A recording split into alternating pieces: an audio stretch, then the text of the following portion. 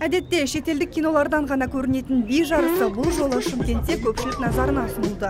Заманауи биден жарысқа түскен қатысушылар да, оны тамашалауға келген көрермендер де аз емес. Тартысқа толы бәсекеде бақ сынап жатқан Дәурен Әлмұхаметов аталған өнерді спортқа балайтыпты. Жастар олимпиадасына кіріп үлгерген би жарысын енді ол ересектердің де байрақты бәсекесінен көргісі келеді. Және ел намысын олимпиада ойындарында қорғауды армандайды екен.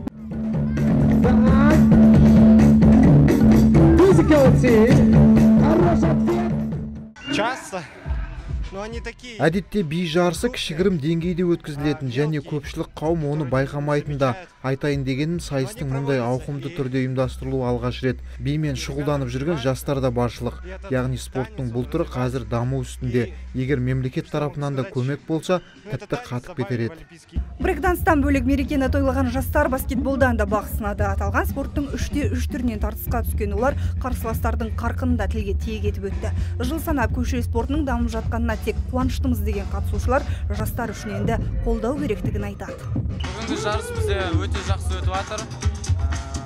Осындай жобаларды жастар фестті жиі ұйымдастырып тұрса, тек бізге емес, бүкіл қала балаларына спортпен айналысатындарға жақсы болар еді. Бүгін көңіл-күй тамаша, өте күнде тамаша болып тұр. Біз командалар өте көп, барлығы жақсы. Би мен баскетболдан бөлек жиналған қауым қол күреспен сурет салу жарысына да куә болды. Айта кетейік, жастардың мұндай қызықты аламандары алдағы уақытта да өз жалғасын таппақ. Себебі ұйымдастырушылар осындай кейіптегі іс-шаралардың көпшілік ықыласына ерекше ие екендігін айтып отыр. Назерке Кубасова, Дастан Абдиев, ТВК телеарнасы.